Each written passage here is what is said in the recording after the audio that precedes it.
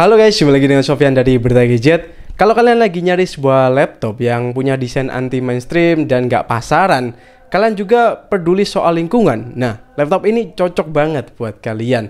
Ini adalah Acer Aspire Vero 14, sebuah laptop ramah lingkungan yang dibuat dari bahan daur ulang. Seberapa worth it laptop ini buat dibeli? Performanya gimana? Well, langsung aja kita bahas selengkapnya.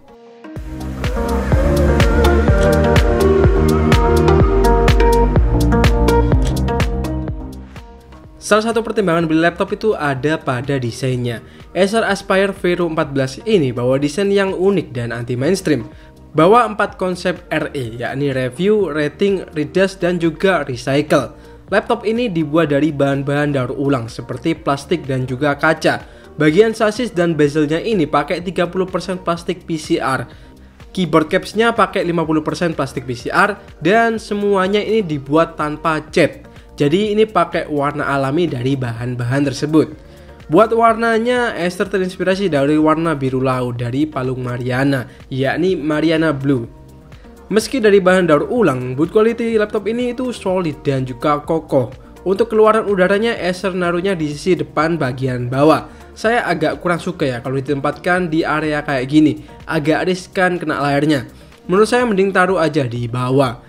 Kan ini udah ada penyangganya ya, jadi keluaran panasnya harusnya bisa tetap maksimal. Buat kelengkapan portnya cukup lengkap. Ada DC-in, USB Type-C 3.2 dengan Thunderbolt 4, HDMI 2.1 dengan HDCP support, dan USB Type-A di sisi kiri.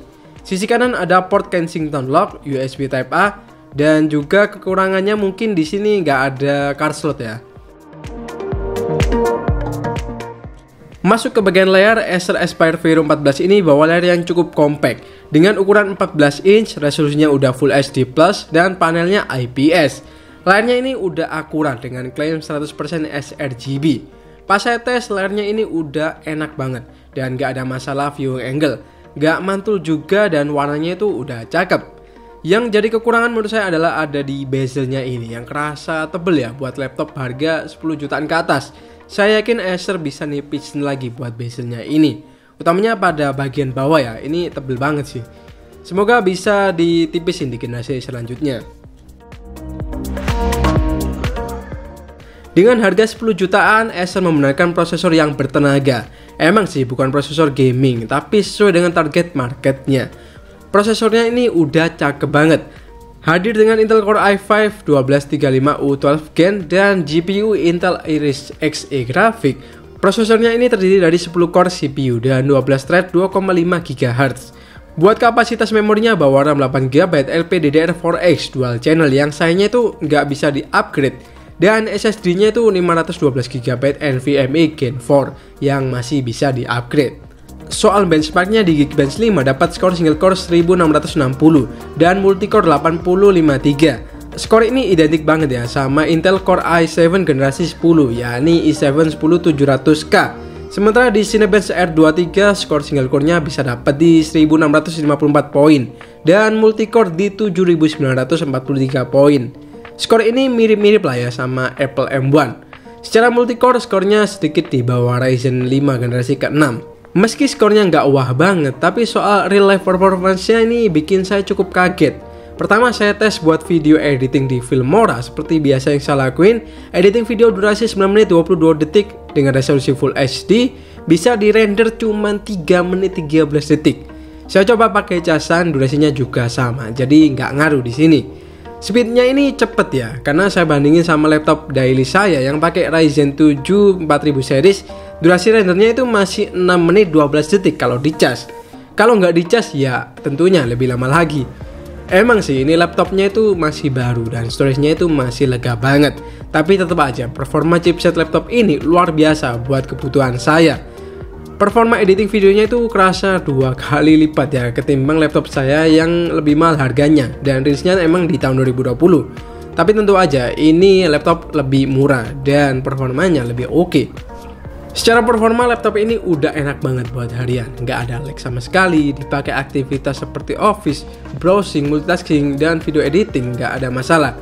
Kalau buat main game juga masih tergolong nyaman. Saya coba di 3 game yakni Counter Strike GO, Genshin Impact, dan Dota 2. Di CSGO setting high bisa dapat 30-45 fps. Untuk kenyamanannya cukup lancar ya, tapi sering ada lag dan pernah turun sampai 15 fps. Kalau di setting medium itu lebih nyaman dimainkan, dapatnya di angka 41-60 fps. Dan ketika battle nggak ada drop parah kayak setting high. Kalau di setting low malah lebih lancar lagi, bisa dapat 50-72 fps. Sementara di Genshin Impact setting high 60 fps bisa dapat di 30-34 fps. Buat battle masih aman, ada sedikit drop sih emang, tapi mentok paling di 25 lah ya.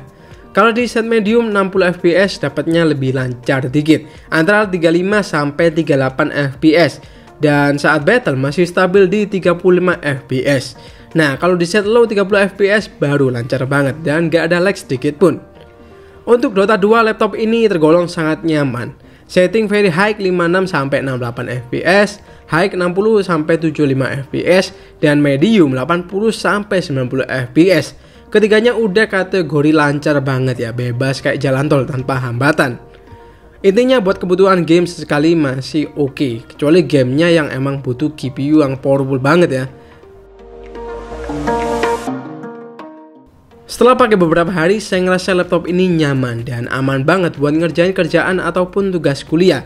Keyboardnya ini cukup enak digunakan, cuman travel key-nya emang agak pendek ya, jadi kerasa kurang empuk.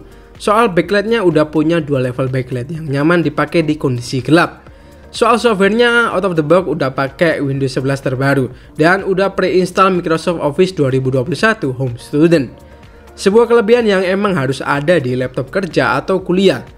Sistem biometriknya di sini juga cepet ya. Daftar fingerprintnya juga gampang dan responnya tentu aja cepet. Sisi audionya laptop ini punya 2 speaker yang letaknya pada bagian bawah. Saya sendiri kurang nyaman ya kalau speakernya model kayak gini, karena powernya itu akan beda ya pas kita taruh dan pas kita angkat. Jadi kalau mau keras harus ditaruh di permukaan yang datar. Soal kualitas audionya menurut saya masih cukup oke. Bassnya masih kerasa, walau nggak yang kerasa banget, tapi ya masih cukup oke lah ya.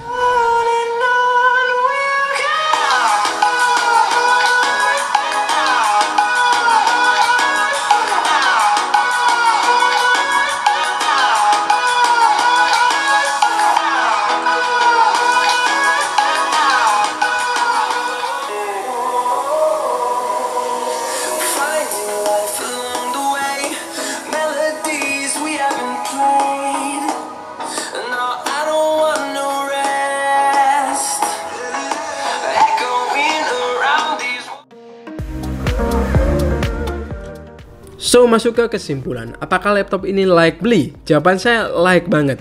Apalagi buat kalian yang nyari laptop anti pasaran, anti mainstream, dan performanya itu mantap karena udah garansi Intel Evo. Di saat banyak brand laptop ngedesain laptop mainstream, Acer Aspire Vero 14 ini bisa jadi pilihan unik. Apalagi warnanya ini emang jarang ya kita temuin di laptop lain. Kalau kebutuhan kalian cuma video editing Full HD kayak saya, atau kebutuhan kantor macam Office, atau mungkin penulis artikel dan pekerjaan ringan lain, laptop ini udah bisa banget diandalkan. Nggak cuma diandalkan, laptop ini juga cocok banget kita bawa kemana-mana. Beratnya cuma 1,5 kg aja dan chargernya juga cukup ringkas. Ditaruh di tas nggak bakal nambah beban, dan chargernya ini pakai Type-C ya, jadi lebih oke lagi. Tapi kalau kalian butuh buat ngegame berat, jelas laptop ini bukan buat kalian. Kekurangan sekaligus kelebihan laptop ini mungkin ada di desainnya ya, yang kalau suka banget itu ya suka, kalau nggak suka banget ya nggak suka banget.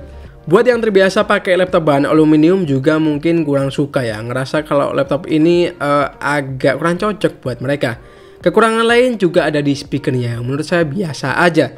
Tapi balik lagi ya ke selera dan juga kebutuhan masing-masing. Tapi kalau kalian peduli lingkungan, kalian bisa beli laptop ini ya, karena setiap beli laptop ini ada sebagian keuntungan yang didonasikan buat lingkungan. Selain itu, Acer juga berkomitmen untuk mengurangi sampah plastik yang ada di bumi. Jadi ya hitung-hitung beramal lah ya. Oke, sekian dulu aja review kali ini. Kalau kalian punya pertanyaan, boleh banget ya ditanyakan di kolom komentar. Oke, sekian dulu aja. Sofyan di sini pamit dan kita bakal jumpa lagi di video selanjutnya.